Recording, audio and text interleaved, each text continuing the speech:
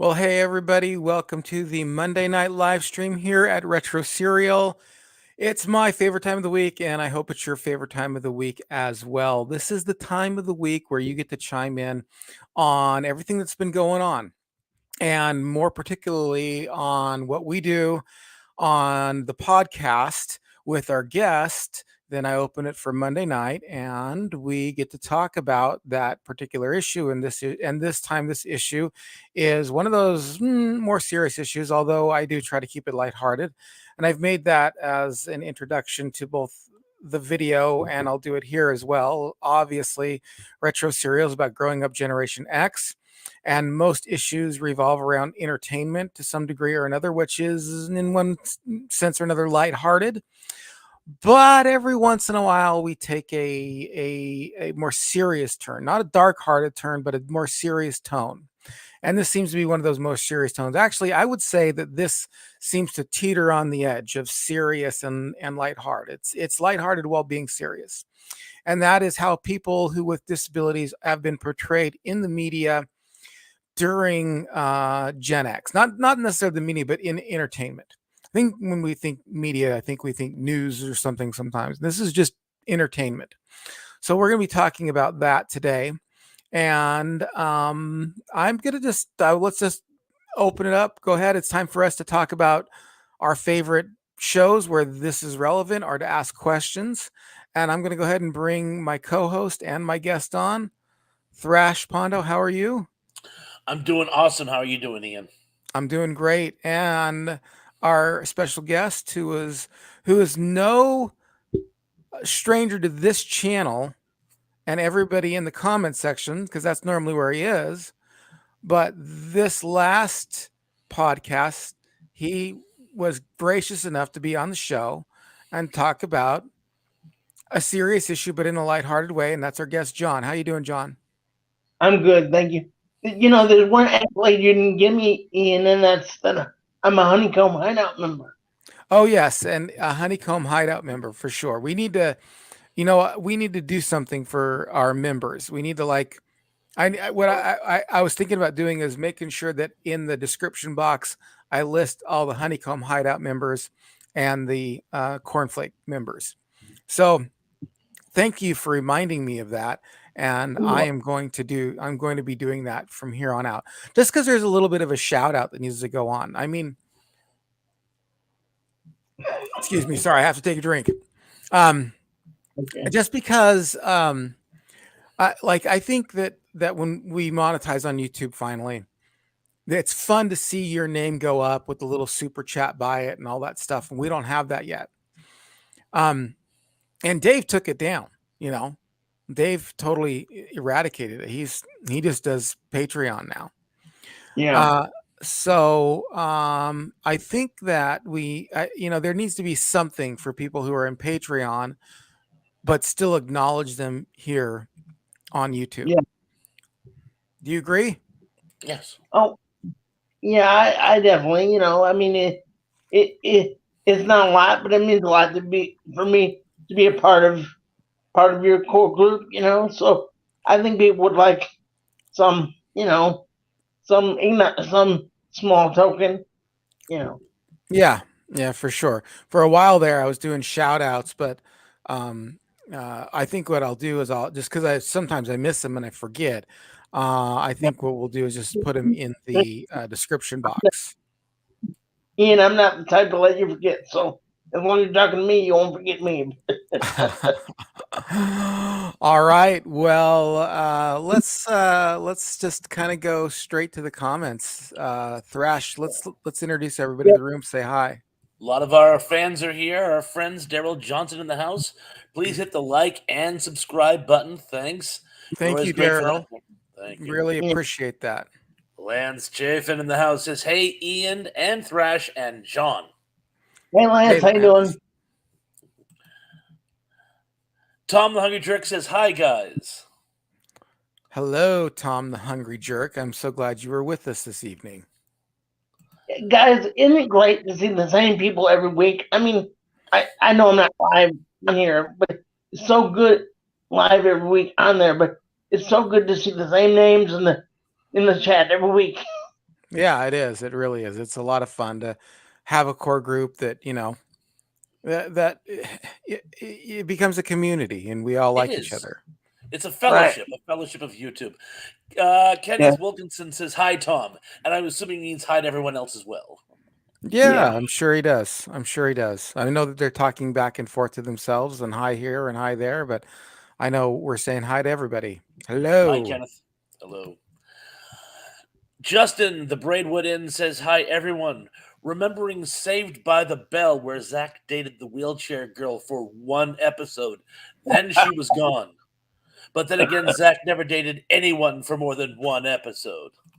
Well, that was a definitely a trope back then. I mean, there was one person and then that one issue came up with that one person and then that person was gone. And even though that started to taper off in the 90s, for some reason Saved by the Bell kept that trope for a while. So Yeah. I don't Yeah. remember that episode though. Do you remember that episode, any of you?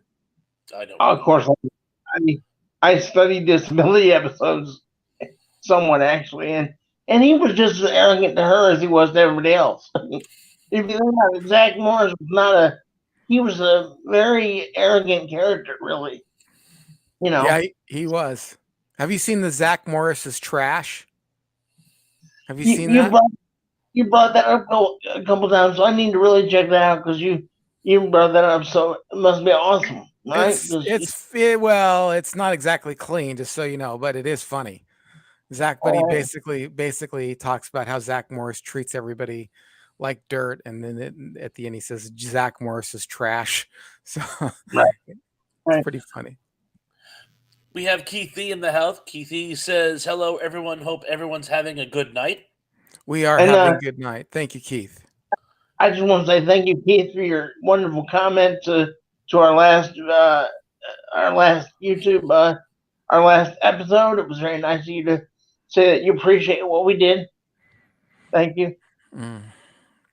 All right. And who else we got a got couple in here? more in the house. We have Danny's. Where is he? Danny Staten. Danny, my friend Danny. There he is. Says greetings. Greetings from where? Greetings from South Carolina. I knew it. All right. I hope you feel better, Danny. He was having some medical problems, which we're really, really hoping has been ironed out.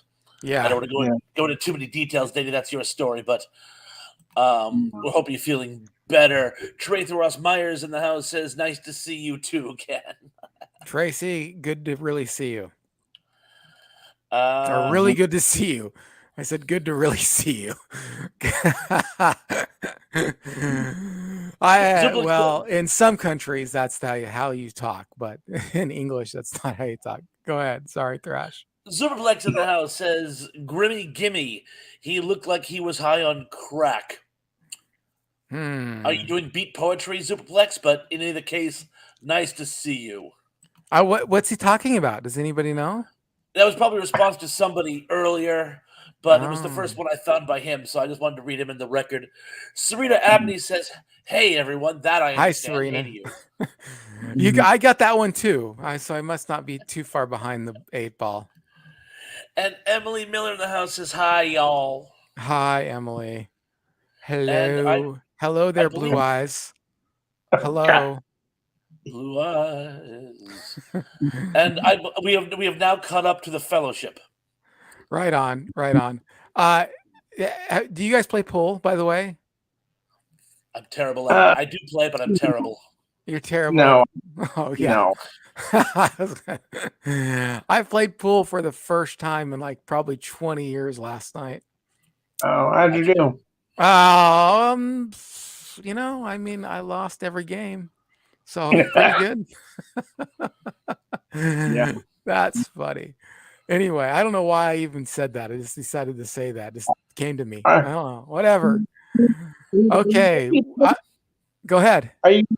Are you loopy tonight?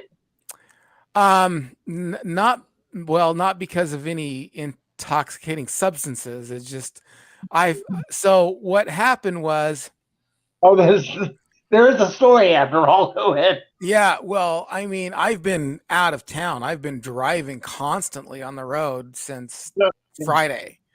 I Okay. went Friday to Laughlin, and then I went from Laughlin to Quartzsite, then stayed a night in Quartzsite, then from Quartzsite to Vegas, and then Vegas to here today. So, yeah, I'm a little on the tired side.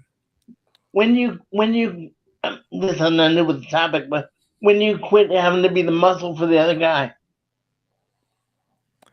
Oh, well, I didn't go there today.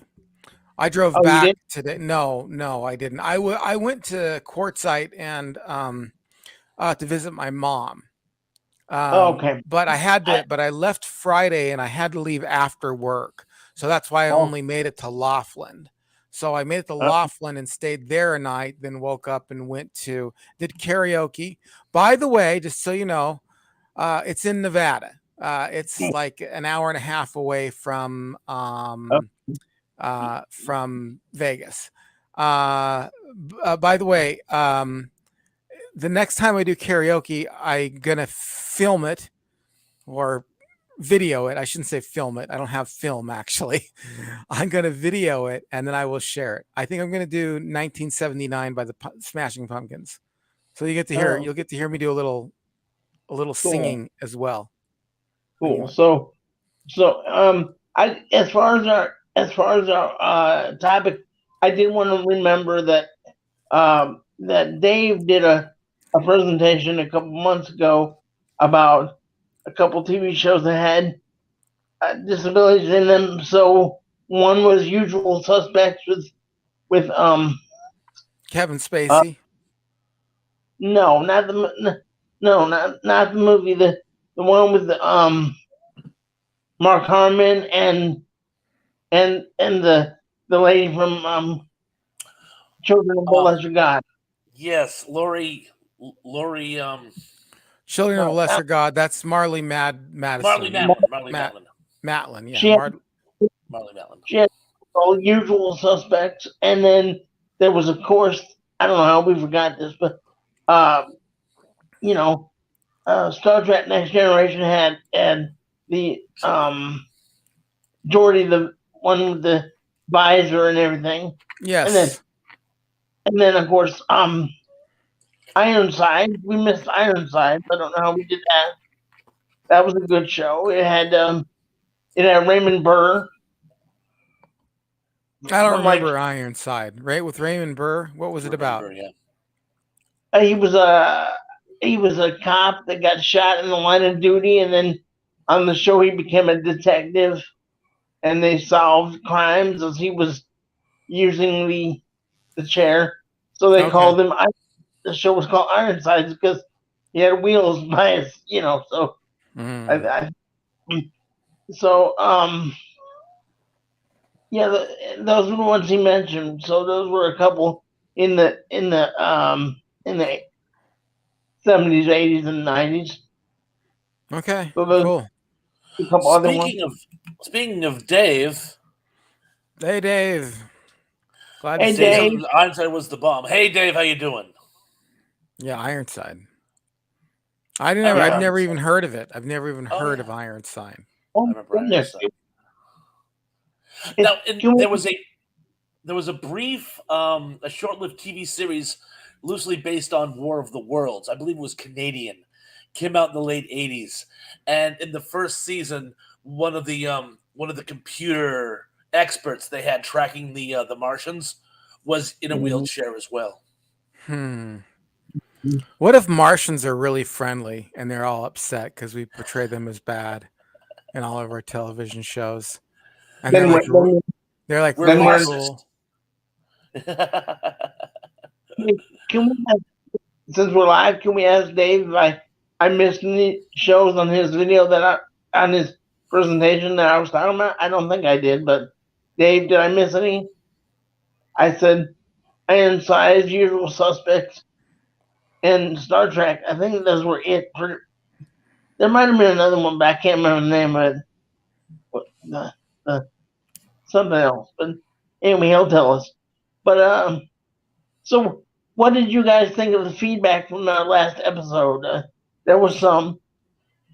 Oh yes, I was very impressed by it. There's Actually, a lot of feedback. There's tons of feedback. A lot of people made comments. It's probably one of the ones that I have most comments on, the quickest anyway. So what were you going to say, Thrash? Go ahead.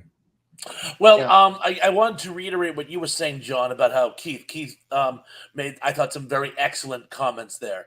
And Keith, I just wanted to read that into the record. And don't worry if Siri sometimes, shall we say, misquotes you. Contextually, I generally speaking get what you're saying. So if you feel the need to correct yourself down the road, don't worry about it. I usually get the spirit of what you're trying to say, and thank you as always. And that's true. I use only voice, text to speech all the time with everything I type. So I understand that totally. But there's when we get to it, there's one point of contention I'd like to have with Ian about what he said the other day. Can we go right there, or do we have to wait for something Sure. A point of contention. Sure. about the topic? You Yes. said you said the other day that studios should not be hindered by any community foisting their wants on the movie type. So what what I'd like to say about that is they're not being hindered. They're being progressed. They're being aided to move forward. They're not being hindered by having to choose, having to see other people. It's a progression. It's a bending toward more corrective action that should have already been there. Is my point about that. Do you remember saying that, Ian? No, but I mean, over an hour conversation, I don't really remember everything that I say. So, but I mean, I think that I stand by the fact that the person who's putting up the money to make the film and the person who's actually in charge and writing the script and doing the characters and the roles should be able to do it the way he wants to do it. Yes, but With certain caveats in mind, of course. I mean, I think we need to be socially sensible to certain topics. I don't think, like, for example, one of the ways that we've socially progressed, I believe, is we don't say the N-word anymore at all. And so that's a social progression that I think has been good in the community. And I would not be on board with a studio who said, "Oh, I'm going to use the N-word." You know what I mean? I'm going to do it because I put up the money. Like they said, I put up the money. I did this, I did that, and therefore I should be able to say whatever I want to say. Well, personally, I think they should be able to say whatever they say, but I have the right to not buy a ticket to their show as well. And that's right.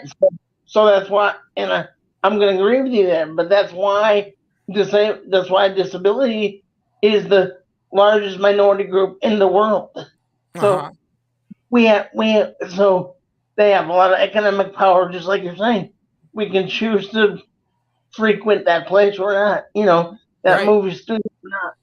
But they, we're not all a monolith. We don't all agree on everything. But just saying. Well, let me give you an example of what I might mean by that, about what I might mean, what I might have meant, but I'm not sure. I mean, over an hour conversation that I had a week ago, I don't really remember everything, but I remember the sentiment.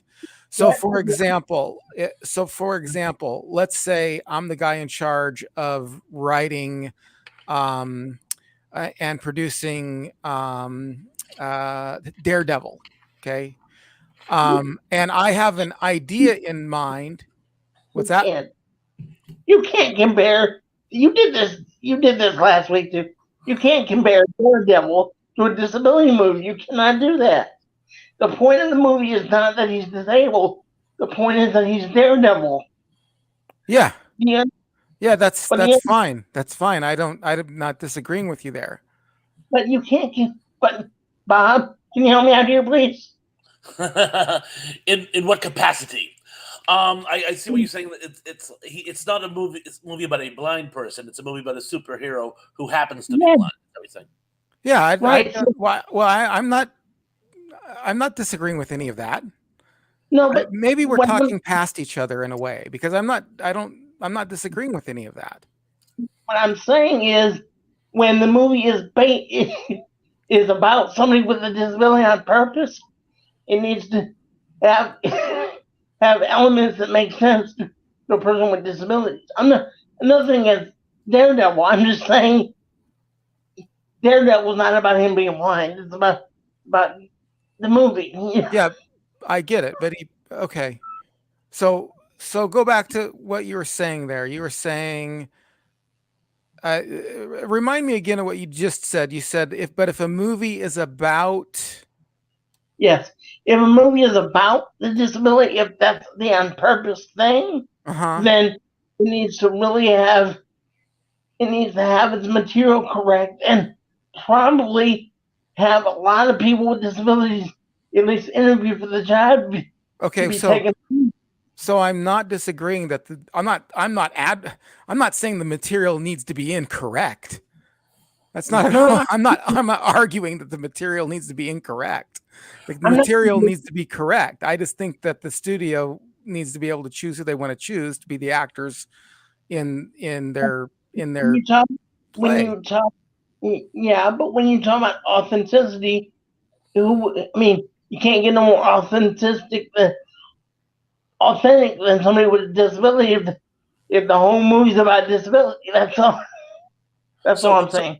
So let's for example, if I think I got down what you're saying, take for example Scent of a Woman, which was a great film by Al Pacino. But are you suggesting it would have made more sense to cast a person who actually was blind? And I'm going to go out on a limb and say the studio probably didn't even audition any blind actors for the part. Right, because you would add some realism to that part. Yes, Al Pacino is awesome, but how much more awesome would that have been if you got that same performance from somebody who actually had the same quality performance with somebody that actually had a disability? It would have been outstanding. I see what you're saying. It could have been. I think it truly could have been, but just like Marley Matlin playing a deaf person because she is a deaf person. Actually, if you could have actually found a blind person who could have given that performance, it really would have been amazing. That's my understanding that Al Pacino spent as a method actor that he is, spent a lot of time with blind people in order to get down their mannerisms. Like there's a great scene where he goes for his drink and he kind of feels for it. Yeah, he kind of feels around for it, but not like in a very sort of like a you'd expect an over dramatized performance. He does it like he'd been doing it all his life. I mean, it really little things like that. I thought gave it authenticity, and he got that actually from someone who was blind. So an actual blind actor could have actually fit the bill even better. You mentioned something interesting. You mentioned Marley Matlin in comparison. I feel sometimes I enjoy Marley Matlin a lot, okay? But I wish that sometimes she was in a movie where it wasn't based on the fact she is deaf, but if the movie was not based on her deafness and she was just an actor, that'd be awesome. It doesn't all have to be a deaf character, is what I'm saying. She can just be deaf and not play. Does that make sense? It does make sense, actually. It does make sense. It would become the elephant in the room, though, wouldn't it? Because you could get into the character so much that it wouldn't matter that she's deaf. Just like if somebody is another race than you are, you don't. If the movie's good enough, you don't get bothered by the fact that they're whatever race they are. You just get into the character. I'll buy that. So I mean, and she's a good enough actress not to only have to play that one single role around her disability. So okay, I'll buy that. Yeah, but to a degree, to go back to the point, you're changing the subject. No. I'm Yeah, saying yeah, you are. You're changing the subject. The subject switched from disability people playing disability people to disability people playing people without disabilities, which only. you might be right on both, but that is a switch of subject. I just I just had a nuance to the subject. I didn't change it. Nuance. I understand. I get it, and I'm on board, and I think that people with disabilities should be considered for parts and stuff like that. I never said that. All I said is that the person who is the one in charge of producing the movie, writing the scripts, putting out the money for it, should ultimately be in charge of who they choose, who they want their actors to be. That's all. Yes, and It's a personal but choice. to be fair though, I don't think every actor can do what I'm suggesting that Marley do play movies that aren't disability centered. I don't think they can all do that. Some of them Yeah. can only play, you know. So I'm just saying in her case, but anyway, that was just my point. But go ahead. Do do we? I know we've got a lot of stuff going on in the chat. I see it flying by because this has Speaking of been which, kind of heated, but Dave answered your question, by the way. He goes, I think you got them all, John. So you hit all the points that you were inquiring about. Oh, and speaking of John's, John H is in the house. hey, He John. says, why are aliens always portrayed as being smarter than we are? It's just as much chance we're smarter. Well, let me address this because I saw that and I thought about it. Okay. That's if we visit them, then we would be smarter. But if they have interdimensional ability to come visit us, then I would say that they might be smarter. That's what I would say. If they had now, if we go and visit them and they don't have the capacity to visit us, then I would say, well, I don't know, more smarter, and we're just more technologically advanced, which sometimes gets equated as smarter. Well, my point would be to if you're asking me, which I'm taking the floor, so I guess you are. My point about that would be if the reason the aliens are smarter in all the movies is because they probably live in a futuristic world and a different planet, so they have different skills than we do anyway. So that they usually come from a more futuristic time frame. So they've they're always portrayed like they're smarter than us because they've already figured out what we don't know. Mm-hmm. So that's why point. sometimes I think it makes a better narrative. If Yeah. the aliens manage to get here, but we can outsmart them, you don't have much of a drama. We want the conflict to be the humans are on the back foot because the aliens have all the advantages. If we had advantages over them, it would just be like watching candy being taken from a baby. we would just be killing mice then. Pretty much so, which we do. Number one dude said, "Hey fellas, still on the clock, but checking in. Always glad you could check in, even if you're working." Glad you could check in. Thank you. And by the way, I don't look quite so Chewbacca-ish this time. My angles are a little better, so I'm glad. So, does anyone in the chat have disability questions? I'm good for it. Hello. Oh, cool. We had one more hello there. I just want to shout out Hey, to BK. BK in the air. Speaking of him, his thing that he does on YouTube is phenomenal. Mm-hmm. The way he puts the show together and then repieces it, with commercials and stuff. It's awesome. The way he redoes his radio show for YouTube is very good. Yeah, it is. It's really good. It's excellent. Yeah, go ahead. What do we got? Other. Let's see. Les Jeffin had a question up for me personally. Les Jeffin says, "Is Thrash on Thursday night?" I don't know at this time. I'll make a long story short. That fat samurai guy wants me to help him on his podcast. We're going to be comparing Black Sabbath and Suspiria, and I'll probably be shooting with him at that time. Probably. I will let you guys know either way later this week, but I'm gonna have to jockey the time a little bit if I do. If you're interested, Thrash, just if you want to send me the information, I can put it up on my community page too, so everybody can kind of check in with what you're doing on my community page. That'd be awesome. Thank you so much. I appreciate that. No problem. Uh, Hey, let's just Bob, see. be ready for an enthusiastic conversation because Samurai is very enthusiastic. So Oh, I know. He's great. I know. I know.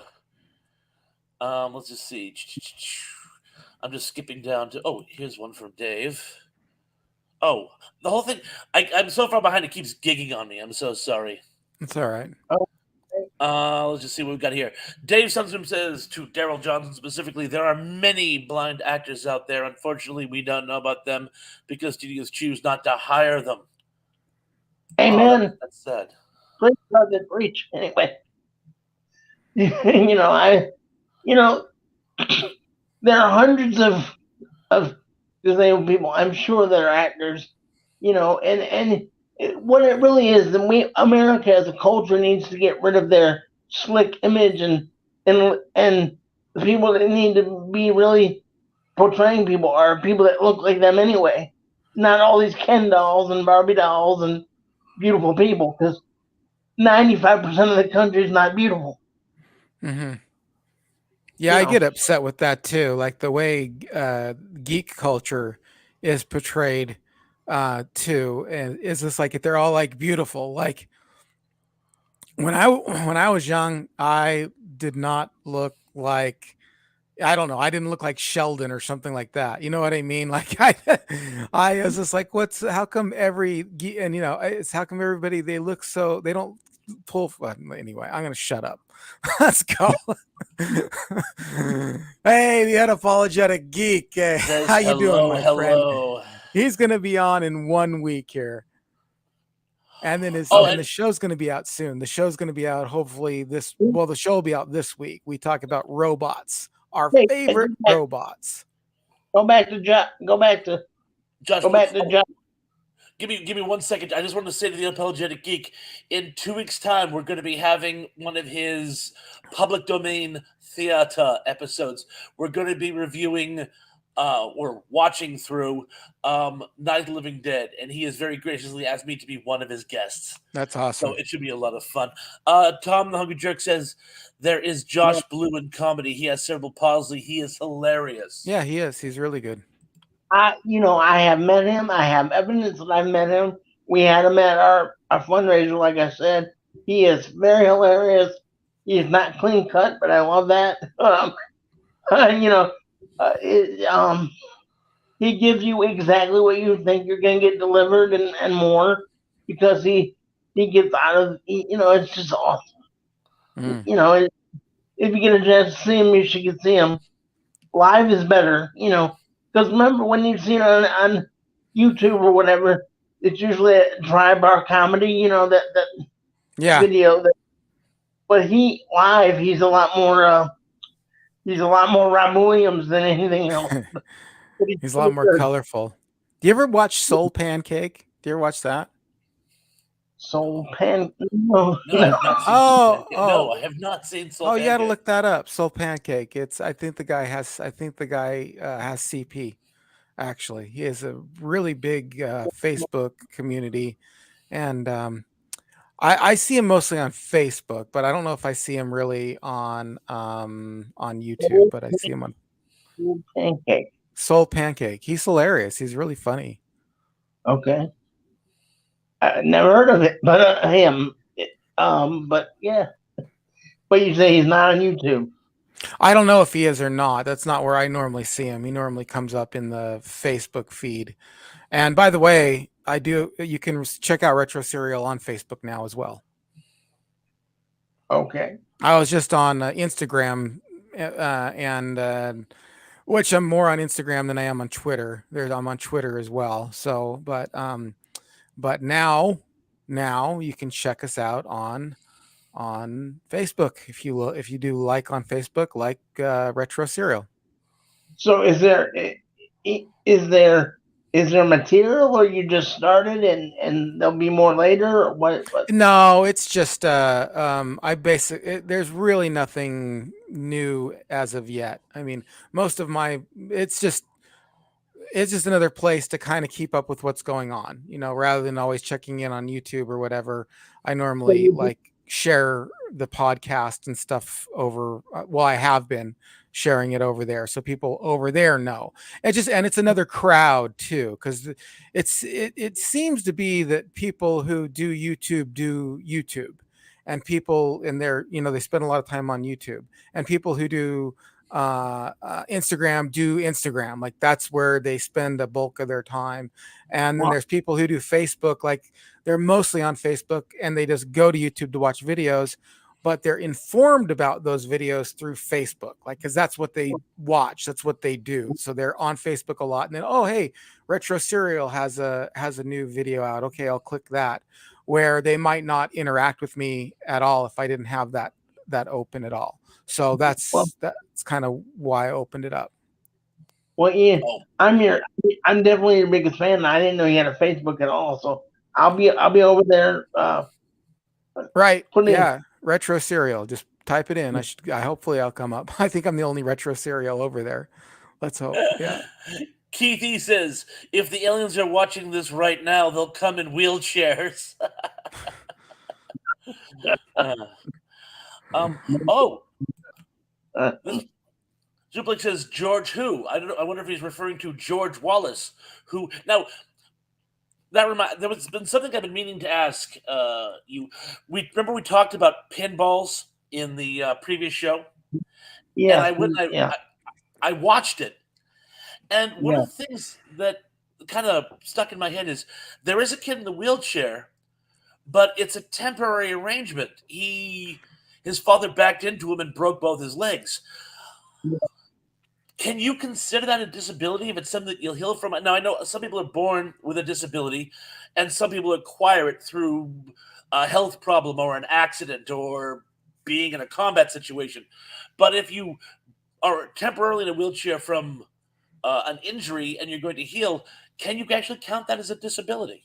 Or do you? No, that's a hindrance Good way to put it. because So, yeah, because of disability, in my opinion. God knows it's all my opinion, but that's a hindrance because disabilities are if you think about the word disability, it means disabled, right? So Mm-hmm. it doesn't mean temporarily broken. It means you have an issue that's all the time. Hmm. So broken legs, So I guess that's not really a disability movie, but it's still a good movie. But it was. It but was. but but yes, you're right about the broken legs thing. It's not it's a temporary hindrance of now if they heal wrongly, then it could be a problem. But Now, there was an implication that somehow they had gotten infected, and they don't say it. But there was hinting that he could actually lose his legs as a result of this injury. So I thought that might have been why they were kind of pushing it in that direction. But at the resolution of the show, you don't know. Spoiler alert.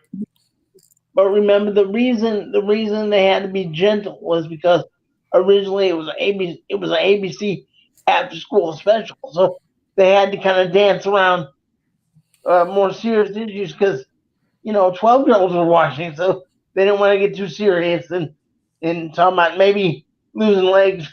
Of course, losing legs will be a disability. Of course, no doubt about that. But Yeah, they did that a lot with some of those old after school specials. The books they were based on were usually far bleaker than the actual show. They had to sand the TV show down for the kids, yeah, but the actual books that were the basis usually hit a lot harder on the topics they were discussing. well, I mean, Bob, you're much more well read than either one of us. I mean, Ian says he listens to books more than reads them. So when you say that about books that they're much more detailed than almost every movie they're based on, I mean, I think Well, you've said just that in my book. experience, just Oh, in my experience. I haven't had an exception to that rule.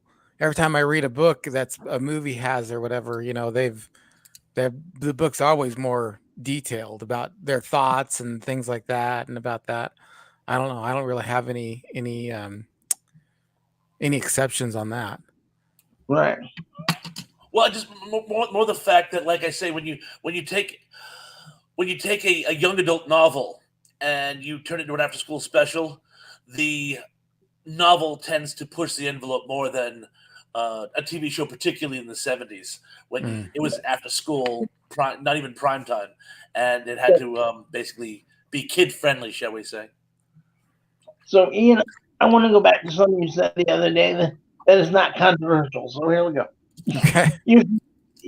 You said the other day that you get a lot more out of reading books, listening books online, right? So because you have some challenges with the actual, you said your attention span is lower, is not as strong as you'd like it, so you get more out of listening. So since you're an author, you should put all your books on audiobooks so that people can listen to them too. Yeah, I mean, I want to do that, but I don't know. I mean, the way to do that is not just, oh, I push a button and it's out there. I mean, you No, have to. no. Is it expensive? I don't know. I'm I not an have author. I have no idea. I have no idea if it's expensive or not. So I have no idea whatsoever.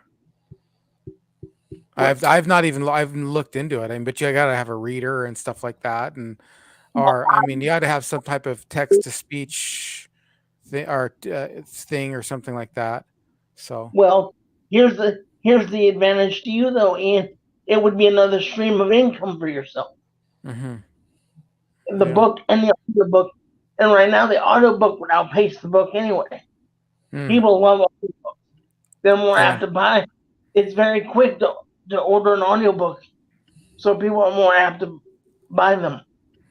I'll have to look into it. I'll have to look into it for sure. I've wanted to look into it for a while. It's just that, with what I'm doing now, especially I'm getting back on writing this book on, um, Yeah. I writing this book on pop culture, and the podcast and the YouTube and everything I'm keeping, and my job and the stand up. It's just difficult to do everything that I want to do. Yeah. I mean, I want to do it all, but unfortunately, I'm hindered by 24 hours a day in the day and time, that kind of thing. So I might give you a good deal if you let him be the reader of your book.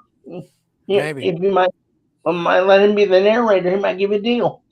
Well, yeah, but it isn't just somebody reading into like a tape recorder. I mean, you have to have a good sound system and stuff. And you have to have better. You actually have to have a more professional than even I have. You've got to. That's one of Okay. the things that's got to happen as well. You got to kind of be in like a soundproof room Yeah. to read those things. So I mean, well, I would Well, love Bob, Bob to read it. I mean, it would take studio time, which would take studio money in order to read it. I tried to get you another job, Bob, but doesn't look like that. I want to do it. I mean, I Thank really you. do want to do it, but I mean, it's just one of those things. Yeah. Um, Ken just brought up something here that I thought we should like to know. Ken Wilkinson says, I am disabled. When I was 5 years old, I had encephalitis. Oh, okay. Wow. Yeah, that's not fun to go through that. I'm sure. I never had that experience, but I I'm sure that's true, and a lot of people in the community, I'm sure, have disabilities, and people with disabilities tend to be very committed to things. So Ian, you have a very loyal audience, whether you know it or not. I mean, mm, I might be the most incessant, but you have a very loyal audience. Uh, you know, but yeah. your audience, No. your I. audience keeps coming back, so you must be doing something right. Yeah. Yeah. Well, I'd like to think I'm doing something right. I think I am. Yeah. So thank you very much. Really appreciate that. Oh, Well, this is Didn't I say Ian? what? oh, Didn't you say you got 30 new? You put out an ad and you got 30 new subscribers. I did. I did. I got 30 new subscribers since I put out the ad. Yes, I did. So, excellent. It's awesome. yeah. And I just put out another ad today too. So, and spent more money on it as well. So, Yeah. we've been talking a little bit about this. I'll put a link in here to um one of my publications. So one of the, I don't, if people are interested in it or not, I don't know, but you can click on that link right there that I just put up, and it'll take you to my Amazon page. What I, So what I'm trying what I'm trying to say, Ian, is I would read your books if I could listen to them. yeah, I get it. It, I understand. I understand that. I was trying to say that without saying that. Is what I'm saying. Yeah. But now that you have said it, and now it's written to the record. Yeah, Well, I think some of them are ebooks, and ebooks you can do an e-reader. that's true. So you can do an e-reader on them. So I think my latest my latest book, Reformed and Charismatic, is not You mean it's not an ebook yet. Yeah, it's on Kindle. So that not it's not an ebook yet, but the other ones are on Kindle. Here, I'm looking at them. They're like, yeah, they're on Kindle. So if you have an e-reader, so 5 Points of Grace is on Kindle. The Book of Ruth is on Kindle. The Theology of Christ is on Kindle. I Desire Mercy is on Kindle. I believe wow? all of them are on Kindle. I So didn't know you had. I didn't know you had so many books. I thought and you had some of like four. the books that are on Kindle are free if you're a Prime member for Oh, if you're Amazon Prime. Yeah. According to Jesus is $0 on Kindle. I Desire Mercy is $0 on Kindle. Book of Ruth is $0 on Kindle. And but 5 Points of Grace is not is $2.99. So and then the so other one's not Kindle yet, although it will be the one that I just published. so But you I have don't. to have a you have to What's have a Kindle to read them, right? Is that what you're saying? well, you just have to the app on the phone, which is a Oh, Kindle app, and then you used to be able to read it. But my but those are all. I mean, people who come to this channel might not necessarily want to read theology books. They might want to. They might not want to. If you want to read it, by all means, I'd love for you to read it. Buy the book. It helped me out quite a bit.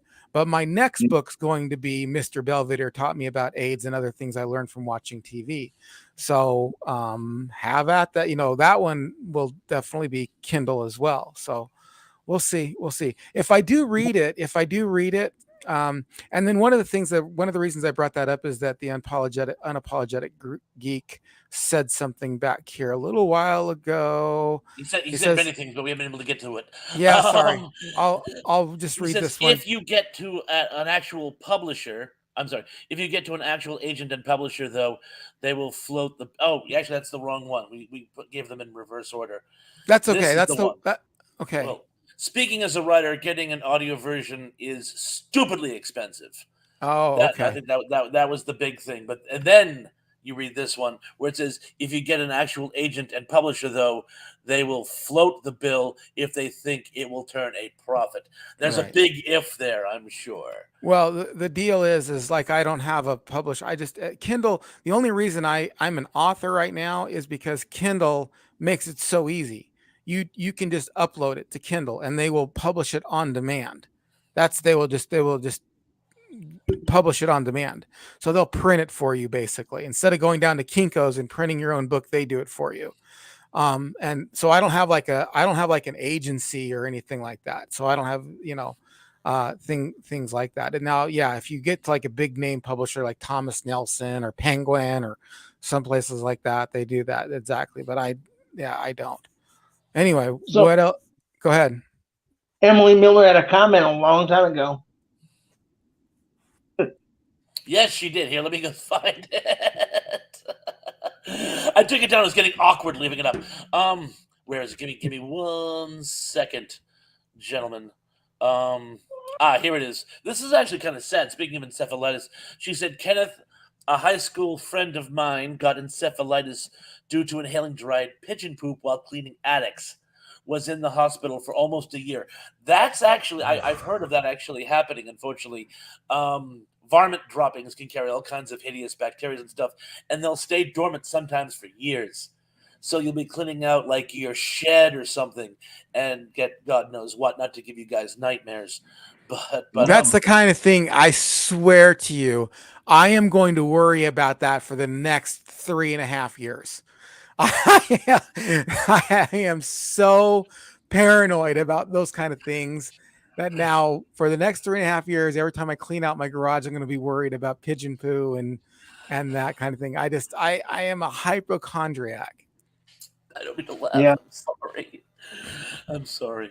It's all I right. don't mean to laugh. I laugh in awkward moments. Let's see. Keith Yeah. E says, mostly stuff, useless things, nothing really important. Something tells me I missed the precursor to that. Someone must have asked him a question. I'm guessing what he was up to or something. But here's one for you. This will really keep you up at nights. Hungry Jerk says, we had bubonic plague here in Yosemite several years ago. How did I not hear about that? I don't know. That's Probably because it ends great. quick now that they have the ability to get rid of it. Emily Miller says, how much to get a book published on Kindle? It's That's a great it's question. free. It's free to publish on Kindle. It's free. You have to open up a Kindle publishing page. I forgot what it's called. It's called Amazon. Oh, it's called Kindle Direct Publishing. And if you just Okay. type in that and then sign up, then you can upload your book and it'll be Well, then, published to Kindle. Ian, I have a question. Yeah. If all your books cost nothing on Kindle, how do you get paid for them? Because Amazon pays you for it's like how you get paid on YouTube if every video is free. So Amazon pays you because you have to use their app, and so Okay. basically it's like profit sharing kind of a thing. So Okay. they give you an option to get it for free, and so it's basically one of those things like, yeah, you can make $10 off 10 books, or you can make 5 cents off of a thousand, hundreds of thousands of places that people might download your book who might not pay for it but would read it for free, and then Kindle Right. pay you 5 cents a piece or something like that. But I get very little money off of that. I really do. I mean, every once in a while a check will come through into my bank account. It's like 20 or 30 bucks or something like that. So, You're rolling in it. yeah. Keith E brought up something interesting here. Currently, I am working with Amazon with their Fire 10 device. They have lots of issues. It's supposed to work good for the blind, but it doesn't just yet. Is this the Ah, type of thing where they're trying to work the bugs out of it or something, or I'm gonna and just a different guess. program? Or I'm Well, gonna. go ahead. no. I was just gonna say I'm glad he's helping the world. I'm glad that he's gonna change the world with the project there. Keith Leon's on that. Emily Miller says, I've had a book idea for over a decade, just never followed up. I guess I might as well now. By all means, do it. Yeah, By do all it. means, do it. Do it. Yes. Yeah. Yeah. It'd be great. It'll be great. Yeah. You just got to write it. And that's the hard part. So can we ask people in the audience what is their favorite? Do they have a favorite disability themed movie that'll get the conversation? Yeah. You know. Back to what we were talking about. We took a long kind Yeah. of I, thing I could there. open up. Would you like me to? Can I open up with one Oh, actually? I would love it. I would love it. Let's do it. Um, has anyone read the book or seen the movie Johnny Got His Gun? No. No. Because No. because You to me know. it's sort of the granddaddy of You them know, all. oh. Here's No. the premise. Here's the premise. It's the last days of World War One, and this young American soldier is hit by a grenade. Oh. And I will give you the rundown. The concussion blew out his eardrums, so he's deaf. Oh. Oh. He's flash blinded. It blew off the lower part of his jaw, so he cannot Oh. speak or even have a sense Well, of taste. And they've had to cut off all four of his limbs. oh And my. exactly. It's like they covered all the bases literally. And it's about he's in a VA hospital after the war for years, and it's the thoughts that go through his head as he tries to figure out a way of how can I even at least communicate with the outside world. It was written by Dalton Trumbull, who, as we all know, was blacklisted. It was an amazing, amazing book. It does lean a little heavily to the left. I warn people before they read it. But it's an absolutely outstanding book. And they made a movie of it, I want to say about You the know, early this 70s. It was this amazing. sounds a lot like a Metallica. Did they rip off that Metallica video? You got it the wrong way around. I'm just Metallica. kidding with you. Yeah, well, I know, I'm I know. just kidding. Well, you're kidding. I don't know if they know that. One is the Metallica song, Right, and one right. is based on this story. Yeah, So- I know what you're talking about now. Now I remember it, but I didn't know about that until one came out. Then I remembered that. Then I knew about the movie, but I didn't ever see it. Johnny, get your gun. Yes, it's called Johnny got his gun. Mm. Got his gun. Johnny got his Okay. gun. Oh, here's a good one. Speaking of Marley Matlin, Zuplik says, "Children of a Lesser God." Yeah, Yes. that is a good one. It was a good one. It was a good one, and she was gorgeous in it, so that helps. Gorgeous Right. helps. Now, You did know. you see Children of a Lesser Godzilla? But I'm bummed. No, I'm gonna guess you didn't watch that one, did you? No, I'm just kidding. It was a parody on The Critic. Did you ever watch the show The Critic? Love the Yeah. Critic with John Love it. John yeah. Lovitz. John Lovitz, yeah. Thank Oh, Unapologetic Geek brings up an excellent point. Stevie Wonder.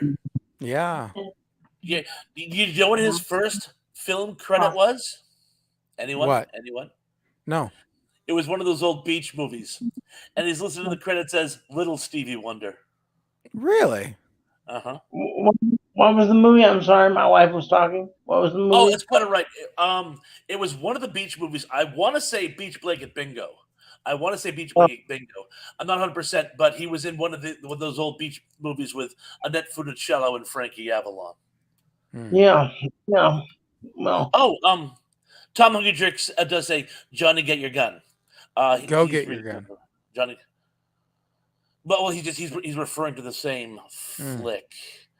Let's see. And yes, it is the Metallica video. Oh, here's a good one. I didn't even think of this, and I love this movie too. I like it too.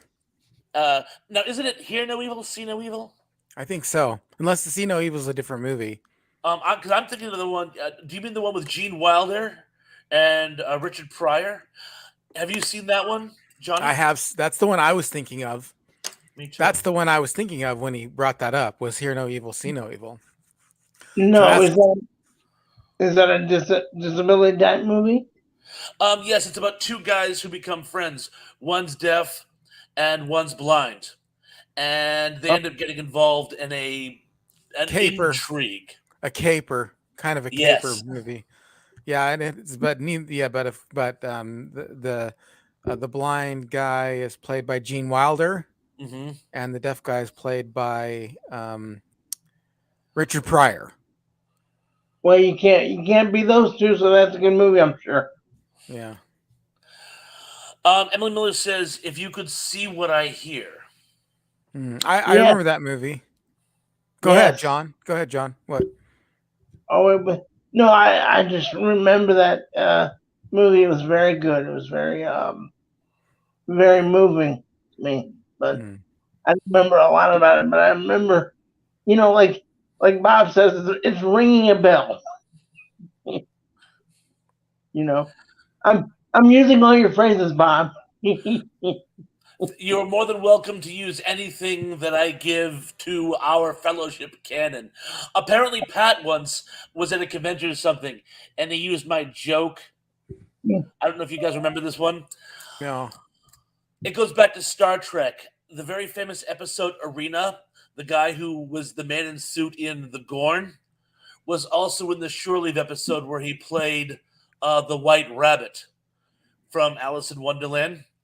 And he almost died in that because I guess they covered the air hole with a bow tie, so you couldn't see the air hole, but then he couldn't breathe. And Pat did a whole story about how it was both were played by the same guy. And I go, oh well, hair today, Gorn tomorrow. And he used it at a convention or something, and he got a big laugh. And later he was like, did you mind me using your joke? Are you kidding? That's the sincerest form of flattery. Actually taking like little Bob-isms or should I say Thrash-isms in this case, and using them to get a laugh is actually a feather in my cap. So feel free to use any of my expressions that you see fit. All right. Cool. Nice. Apparently the Apologetic Geek says, I mean, I like that movie, but See No Evil is a different one with Mia Farrow. So sorry, I am not familiar with that one. Yeah, I would look that up just now, and I'm not aware of that movie. So we cannot end this without talking about The Miracle Worker, of course. Oh, okay. All right. Well, I mean, you talk about it, my friend. Talk about it. Let it. Bob, have y'all seen The Miracle Worker? Yes. With Patty Duke Austin, or it was just Patty Duke at the time.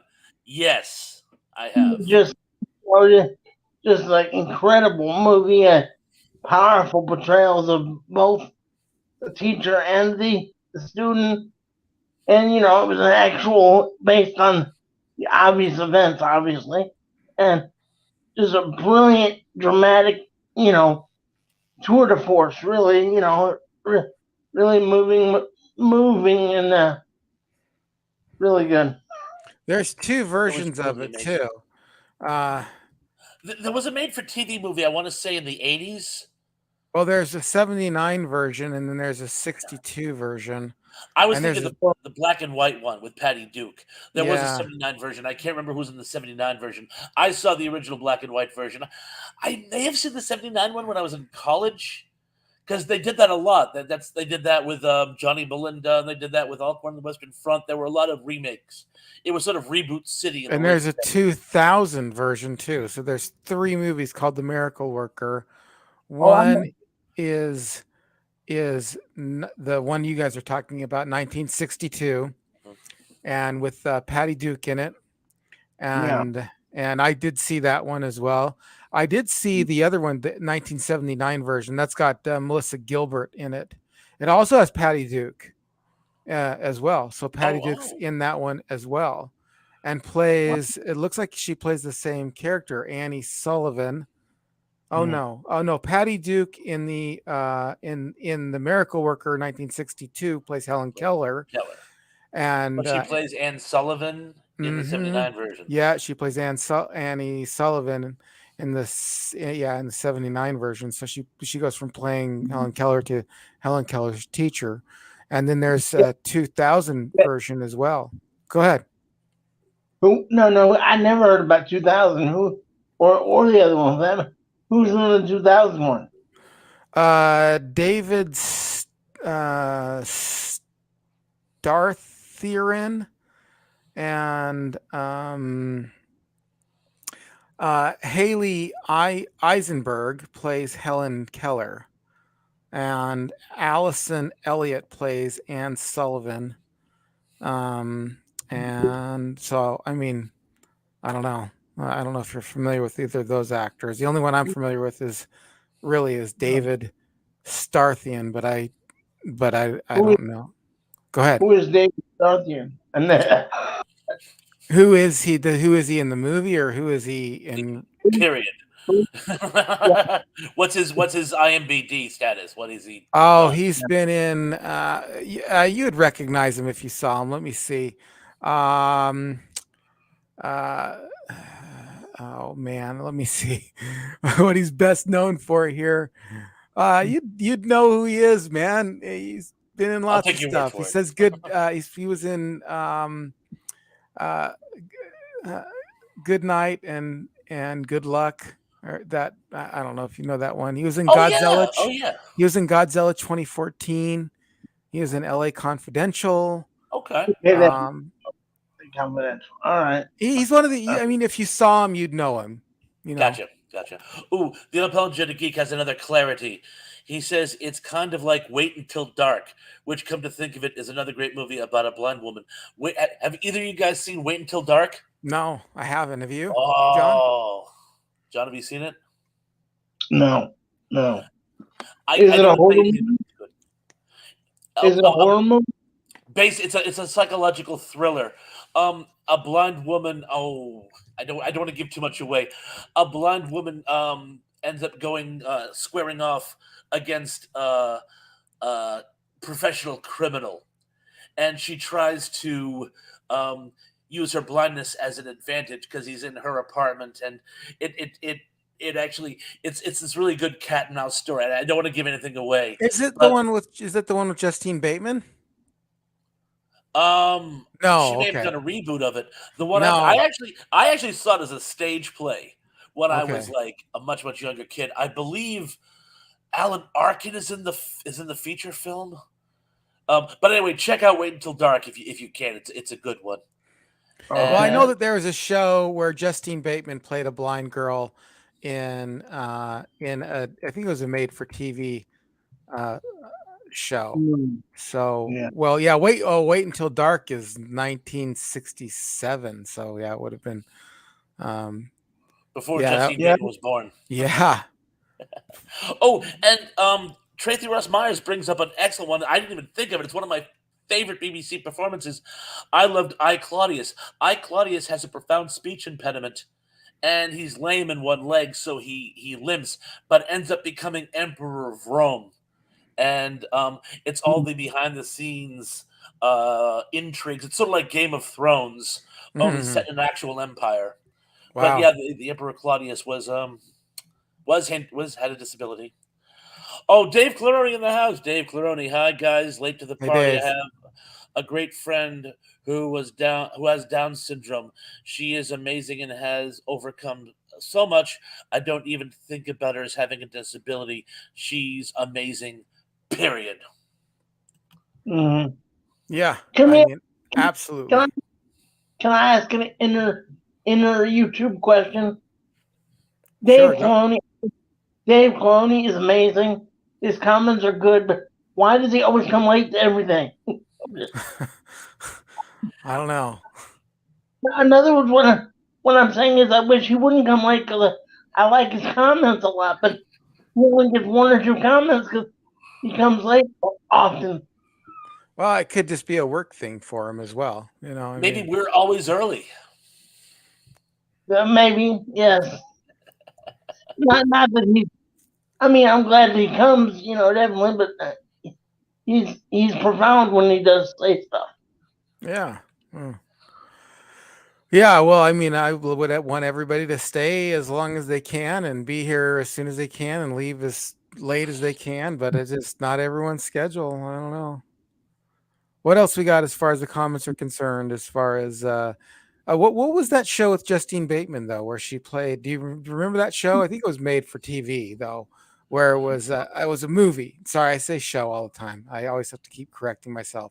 But it was a made for TV movie where she plays a girl who's blind. I'm not familiar with that one. And yeah, and then because I remember it, where oh, it's called "Can You Feel Me Dancing?" And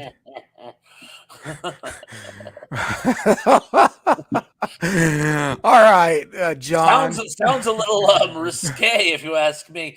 Moving on, Superplex actually says, "Thank you, Audrey Hepburn as a blind woman." Yes, it was Audrey Hepburn who played the blind woman in Wait Until Dark. Uh, Oh, and Emily Miller says, "John, he was the guy who had to call his mom in Godzilla. Kind of a rough voice. I believe that's that David yeah, Stracey's yeah, that guy Stracey. that I was just talking about. Yes. Uh, And Wait, Unbudgeted Geek says, yes, Alan Arkin. are you serious? That's the name of the movie. Wait until dark. no, yeah, it says, yeah, Can You Feel Me Dancing? A blind 19-year-old Justine Bateman movie with her boyfriend who break away from her overprotective family streaming on Roku. Can you feel me dancing? A drama. Yeah. Yeah. It's the name of Weird the movie. name. 1986. Kind of an awkward title. I guess. I guess it's awkward. Seems it seems legit to me. I My didn't. mind is going to places where it really shouldn't with Well, that until title. you I'm guys sorry. started laughing with your dirty minds, I was like, yeah, of course. Of course, my mind's in the gutter. It wants to be my body. There we go. Oh, and Keithy brought up another excellent point here. I was saying something clever, and Siri totally made a mess, so I just overwrote the comment trading to mail it. Was pretty much fun. I miss seeing him or being around him. Yes, yeah, Keith. Again, don't worry if Siri betrays you.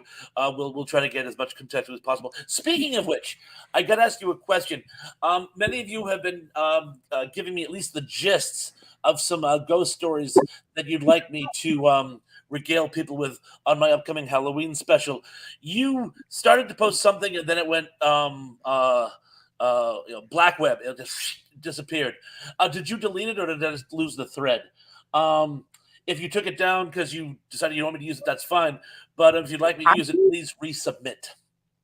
Oh, are you talking? Did it happen in the comment section or here, or you mean like on your page? On one of my pages. Oh, okay. All right. Oh, but John, the most irritating thing you could ever do to somebody who's choking is say, "Are you okay?" But are you okay? You had a little choke there. Are you doing okay there, buddy? Yeah, I'm all right now. Yes. I was saying that when I was choking, people were like, "Are you okay?" Like, what do you want me to do? Recite the Gettysburg Address? So I'm glad you're okay then. I'm all right. Yes, we do. That's the standard of whether or not you're okay. Please recite the Gettysburg Address. But I can't because anyway, I want to go around again. The unapologetic geek says James Earl Jones had a debilitating stutter, but he learned to sing his lines to get around it. That's why his voice is so incredible. You know, this is a true story. I don't know if I've shared it with you guys. Yeah, I did. No, go ahead. Share it again. Go ahead. When I was a kid, it wasn't debilitating, but it was pretty severe. I had a nervous stammer. And it gets worse if I get self-conscious about it. But I found what I would do if I talked like I was a radio DJ, if I emoted and spoke very deliberately, almost like Captain Kirk, it kind of went away and I was able to get around it. And it's so nice. Now, I'm certainly no James Earl Jones. But I've actually had people in this day and age say to me, "You have such a beautiful speaking voice." And I'm like, really? Mm-hmm. Do you know how long it took me to get there? There's even sometimes it comes back. Like when I say the word, I have to gear up for it. Christmas tree. I always trip over Christmas tree for some reason, and there are some other words. But you'll see me if I have to say a word that I'm going to trip on. I'm kind of like, right. But it's just it's funny that James Earl Jones had a similar condition, more severe even than me. Well, the thing is there's different parts of your brain that control speech. So like and it makes sense that if he sings it and then reverses from singing to speaking, that he would be able to overcome it. And like with you, because my father-in-law had a stroke the morning I got married to his daughter. Believe it or not. There's a message in there for all of us. I know. Well, it was a big scandal because, she was older than I was and everything. So, and different religion. And so her parents were very upset about it. And so her father, I don't know if they blamed me ever or whatever, but I don't know if they ever really did. But it was not, I don't know. I wouldn't say comical, but it was apropos that he had a stroke, debilitating stroke. He was in a wheelchair for the rest of his life, couldn't speak, kind of thing, but he could sing. He could still sing songs. She was a different religion than you were? Yeah, they were LDS. No, she was not. She was not. She converted. But yeah, their whole family was LDS. So they flipped their lids, you might say. I would say. And we got a call that morning. Yeah, the morning we were getting ready. It's like her dad had a stroke, and yeah, put a damper on things. I can only imagine. Wow, I don't mean, I cannot mean to laugh. I laugh at awkward times. That's such I a know. tragic No, story. it is. I mean, if it was on a show and there was a laugh track, we'd all laugh. Would we? but the fact that I laughed though doesn't mean it's anyway. Tom Larry has a good one here. Stevie Wonder was in Bikini Beach, 1964. Thank you. I knew it was a beach movie, just didn't know which one it was. Let's just see here. Oh, that's a good question. Wasn't there a blind guy in Sneakers? I don't remember. A lot of blind guys wear sneakers. I don't know. No, it's the cyber heist film from about 30 years ago.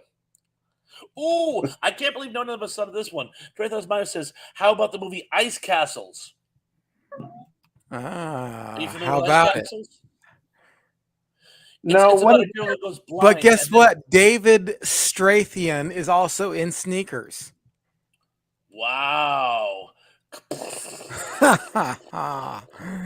Ice Castles is about a skater who goes blind but learns to skate again. Yeah. I see. Ice Castles makes sense. Yeah. Never seen it. Never seen it? No. I saw it years ago. Robbie Benson? Was it Robbie? No. Robbie Benson. Zuplik says, the two bad guys, Alan Arkin and Richard Crenna, were looking for something in Audrey Hepburn's apartment. Again, don't give the game away. It's a great movie. What one was that? Wait Until Dark. Wait Until Dark. Okay. Okay. I want to read this one. Wait, I want to read this one. Go ahead. Please do. No, you read it. Says, now, just to think if she were Jewish like me, Ian. Yes. Yeah. Well, that'd be something else. That would be something else. But yeah, it was a big deal that she, So he was literally mad. Wait. So I just want to. I want to put a button on this. So he was, or more of the. I want to know more about. So he was literally that upset that you got married to his lawyer that he had a stroke. I mean, I don't know. I don't think that. I don't think so. I hope not. But I mean, they weren't happy about it. But I don't think that's what led to his stroke. I mean, I hope not, because that's horrible. Is he still alive now? No, he passed away in like 2003 or something like that. Yeah. Oh, we have someone new in the house. Fresh News 247. Hi, Fresh News. Fresh News 24/7. I think Sam Jackson in Unbroken showed that disabled people can be bad too. Yeah. What if his name's 247? That could be true as well, but I figure news, news around the world 24/7. I know, I get it. I'm just playing along. I'm just joking here. In that movie, he was. See, I'm getting like Ian now. I'm not subject. I haven't seen all the movies, but in that movie, he had a disability in Unbroken. Yeah, he was in a wheelchair. He had, his name was Mr. Glass, and he had bones that would shatter real easily, and so he was always dealing with broken bones. He had to deal with it to the point where he basically had to go around in a wheelchair. Okay. All right. One thing this is actually one thing that actually made me upset. To get back to our topic, and about people and I didn't bring this up last time, and I can't believe I didn't bring it up because it actually does upset me. People with disabilities, and that is they're always portrayed as evil in movies. Like, in Gold, you know what I mean? Like, there's always like the guy who's got one arm is the bad guy, or the guy with the missing eye is the bad guy. That still does really bother me when I think about it. But it really bothered me back then. Like the Bond villains all had something wrong with them physically. Like if you got something physically wrong with you, then you're going to grow up to be a villain or something like that. That always really. he and I have the antithesis for you, so that in order to make you happy, Professor Xavier, right, in the X-Men, Yes. he was a good guy, I believe. Yep. Yeah, he was good. He was a good So guy. 1 out of 500. There you go. Those are not good odds, but there you go. There was a villain in a wheelchair also in the Wild Wild West. Oh yeah, Um, yeah. and he said that it actually aided him because without having to waste all that energy moving his legs, his mind was able to work more keenly. Mm. But West still beat him. And of course, Miguelito Loveless was also handicapped in the sense that he was of a smaller stature. Oh, and you're not going to believe this, gang. He is the blind guy in Sneakers, David Oh wow, Straithbarn. yeah, yeah. So it was the guy we were talking about all along. Little synchronicity there. One thing I want to mention is that we were mentioning Golden Girls in the other episode. They actually had a lot of disabled boyfriends in that show. They tried to a disabled person out once a year about because they had someone of short stature. They had someone who was blind on there. I think it was one of her sisters actually, but then they had a gentleman that was in a wheelchair. He used a wheelchair. So they did it about 3 or 4 times. So they had more people with disabilities, or at least portrayed them anyway. Mm. So. Oh, the Unapologetic Geek has another one. He says, that's a classic theatrical trope. Go back to Shakespeare, Richard III. There was this unfortunate belief that physical deformity reflected a deformed soul. Oh wow, very interesting.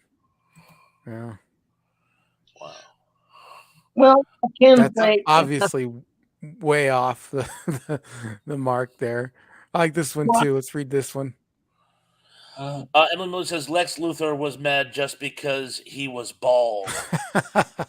Well, it wasn't just, remember, it wasn't just he was bald. He had that chemical experiment that went terribly wrong, and he had no hair on him whatsoever. He was like Michael Berryman. I forgot the name of the ailment, but yeah, they have no hair. They don't even have eyelashes. Mm. well, I can say, going back to that comment about being able to be the mind working better, having to wait for people with a lot.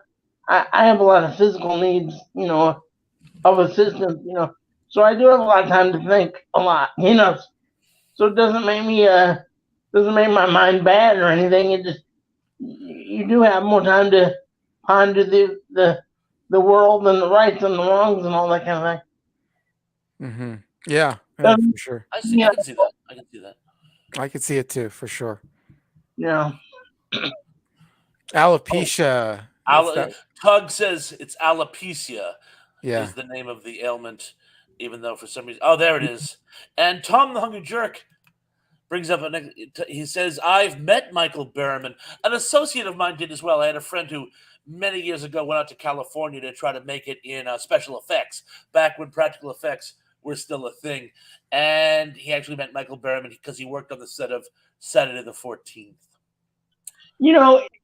It's interesting that disability caused the slap around the world. The Mm-hmm. the the Will Smith thing.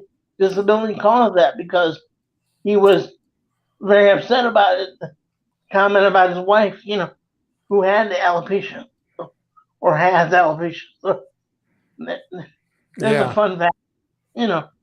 Although he was laughing in the beginning, and then she got mad, and then he had to be all manly and do whatever. But anyway.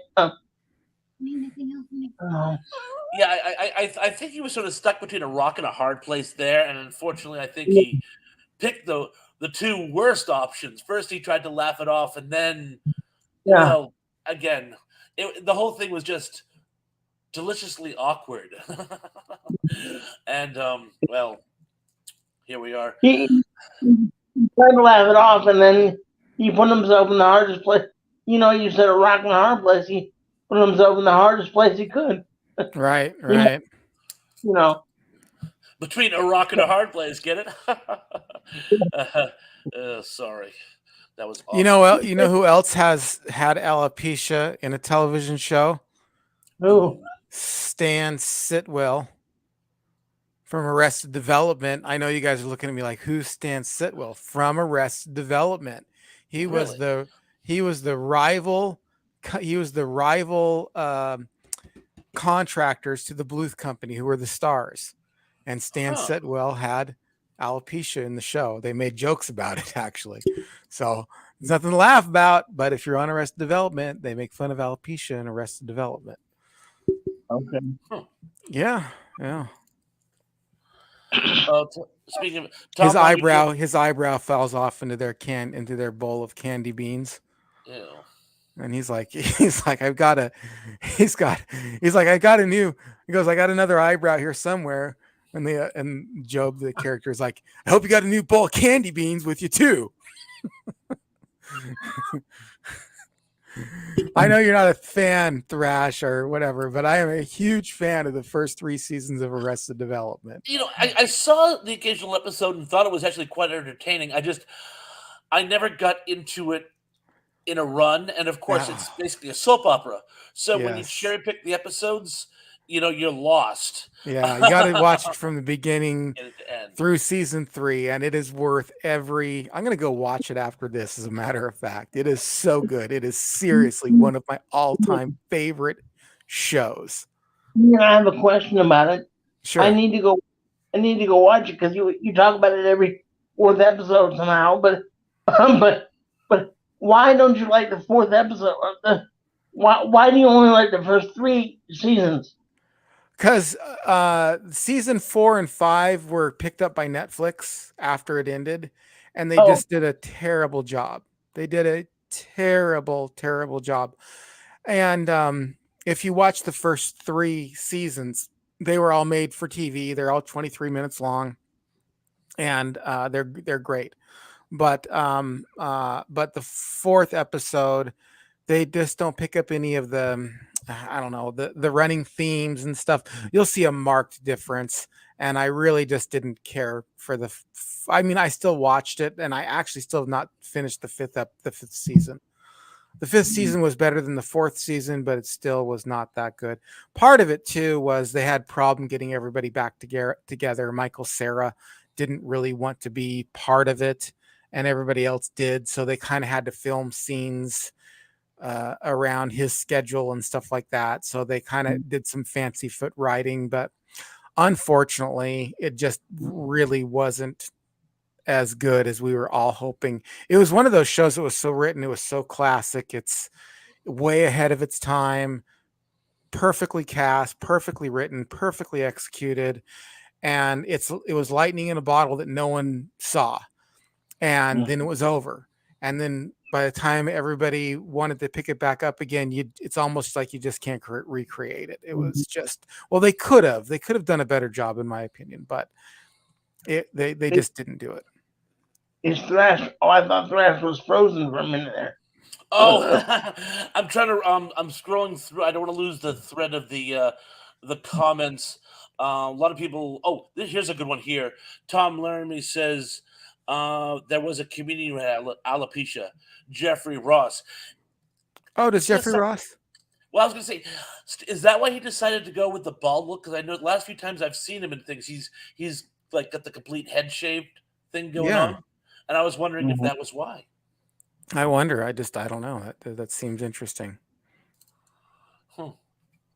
Oh, John H. says Jason Bateman has proven himself a great straight man since he left his Eddie Haskell type teen roles. Yeah, he definitely played the Eddie Haskell type character in Silver Spoons. I don't know if you remember him in Silver Spoons, but he was the Eddie Haskell of Silver Spoons. And then he played another one. I forgot the name of the show, but it had the guy who went on to play the first husband of Marcy in Married with Children. Yes, yeah, and he played kind of a guy who, I don't know if he was like Eddie Haskell exactly, but he was like if Eddie Haskell was more of a star of the show. Exactly. Yeah, And a and he little bit was smarter because he was that like sort of working an um angle. exactly sort of like Ferris. He was a Ferris Bueller type, Yeah, and the mom was dating, and it was the mother's boyfriend, and they had this like ongoing rivalry between the two of them. yeah. Oh, it's your move. Thank you, John H. Yeah, John H. just pointed out. Oh, yeah, okay. It's your move. Yeah, Awesome. it's your move. I like I that was saying, show. I liked yeah, it. it was I a good liked it. show. It didn't last And long. It did not No, last long. No. no. David I think Garrison was the guy's name. I don't think it lasted long at all. I think it lasted. I don't even know if it lasted past season 1. I don't But think it lasted more than 2, but it could have been just 1. yeah, In fact, I think that's David Garrison left to do Married with Children, yeah, and then he left that. Actually, no, I think I have that backwards. I think he left Married with Children because it was supposed to be a starring role for him, and then the show failed. But yeah. It's 1984, 1 season. then it was before Married with Children. Yeah, so it's before Married with Children, 1 season. Yeah, but yeah, I mean, I thought it was good. A lot of people ask, they always ask, well, what's a show that you wish would have stayed on the air or something like that? And I always forget about these shows until they come up at other times. Yeah, I remember I pushed for Dads, and I was surprised how many people remembered Dads. I thought I was the only one who remembered it. So I have a question for the audience. So at the end of every show, Ian, you ask them, what are they doing on their channel? Well, I don't really have nothing on my channel, but I have a question now. Now that I've been on 3 episodes of a channel, I sort of have the bug to do it now. So Okay. kind of not. I can't do it as good as you and Dave or Bob. But so would anybody watch my channel if I just rambled for 35 minutes or whatever? I would. Yeah, absolutely. I would. I think you've got all these people in the live chat um that would watch it. Is Tracy leaving? Good night, Tracy. We're about ready to go here anyway, but I love you, Tracy. See ya. but Oh yeah, a lot of people are like saying good night to everyone who is left or leaving. Yeah, good night. We're going to wrap it up here in just a minute, but I would watch your show for sure. I mean, I would subscribe. I think I would watch this as much as I watch anybody else's show, and which honestly isn't a whole lot. It's just hard for me to keep up with everybody. It's hard for me to keep up with Dave, Thrash, Well, Samurai. Danny puts out like 12 posts a day. Yeah. I try to keep up with him as much as I can, but it's like he puts out more content in a day than I do in a month. Yeah.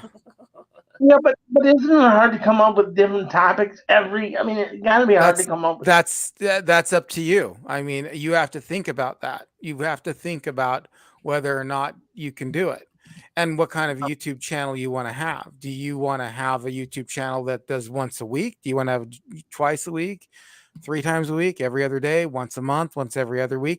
The thing about it, the thing that's great about YouTube is there's no rules when it comes to that. It's not like you're under the gun of NBC to make sure that you're writing to do this. And the other thing too is it's all self-motivated. I mean, until you get to that 1,000 mark and all that stuff, you are your own boss, and no one's paying you to do it. So you gotta, It's a hobby. yeah, it's all the way from, a hobby to a passion. So, I mean, Yeah. I've seen so many people start out with such good stuff, even better than what I can produce. There's the long time ago this was a long time ago. There was these girls and this is back when I was studying Russian, and they had this channel called Create More, and it was like CREA and then 8 more. And the show was, Behind the Zion Curtain or something like that or whatever. Anyway, but they basically were talking about learning Russian. They taught Russian culture and stuff like that. And they had great content. They did about 16 episodes, good filming, good editing. Stopped after 16 episodes. And I was just like, man, I wish they'd keep going. But again, nobody's paying them. They got to do it. You got to think of the Glitter Boom girls, the two. Yeah. That great show, wonderful show. I'd still be listening to them if they did their stuff. They just stopped. Because Yeah. again, you just have to be self-motivated. You have to realize that nobody's going to pay you to do this until you hit the big time. And And then people pay. So it's got to be a passion for you to do. also, you can stop. Only you can prevent not running out of topics because you choose what the topics are. Right. So anyway, All I right. just thought I'd say That's that. that's a good way. But I mean, I think you'd do well. You got to make sure your audio's good. So just remember Yeah. this: people will forgive bad video. They won't forgive bad audio. They want to be able to hear what you say. So you got to make sure your audio's on point. Yeah. Yeah, but then ask for suggestions. Yeah, but before we leave, thank you, Emily. Hit that like button, everything. But we'll go around the room. Well, we already started with you, John. I mean, you're considering it. Consider it. I mean, it's a lot of fun to do. It's a passion, but it is work. It is an Yeah. extra task. But Thrash, Yeah. tell us about your extra tasks that you're doing. Well, this week I'm going to be doing a podcast with That Fat Samurai Guy, where we discuss a comparison of two of the best horror movies ever made. One is Black Sabbath by Mario Bava. The other one is Dario Argento's Suspiria from 1977. Look forward to seeing you all there. I will. What I'll probably be doing is, guys, I'll probably have to have you post this for me, as you said you would earlier.